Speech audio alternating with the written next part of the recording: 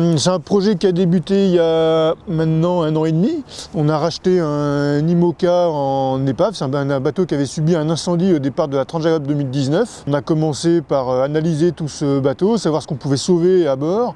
On a entrepris la reconstruction du bateau l'année dernière en créant une équipe de reconstruction et en pareil, il a fallu rassembler les fonds d'abord pour réparer ce bateau et on a créé un prêt obligataire qu'on a appelé Votre épargne autour du monde pour rassembler tous les gens qui souhaitaient rentrer dans notre aventure. Donc on a proposé au grand public d'investir avec nous. On a rassemblé 130 personnes autour de ce projet qui nous ont fait réunir 300 000 €, ce qui nous a permis de réparer ce bateau.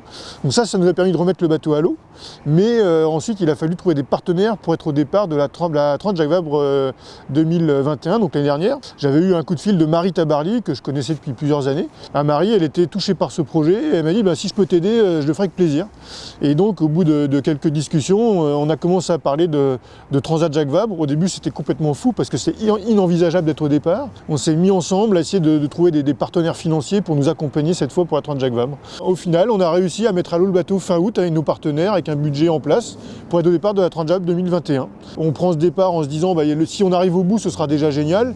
Et puis on finit à une 14e place tout à fait honorable devant plusieurs foilers et puis 2e des bateaux à dérive simple. Donc on fait une belle performance, un même projet magnifique. Et puis au retour de ce projet, le bateau donc rentre par la mer et puis démate sur le retour. Donc le bateau casse son mât avec l'équipe à bord.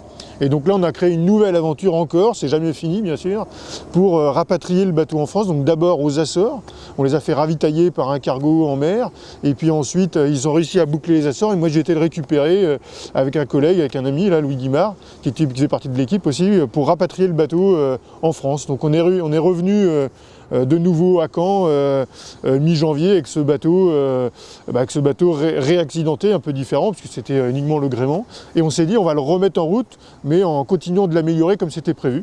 Donc on continue notre démarche pour un projet raisonnable financièrement, mais aussi performant pour pouvoir se battre pour faire de la compétition.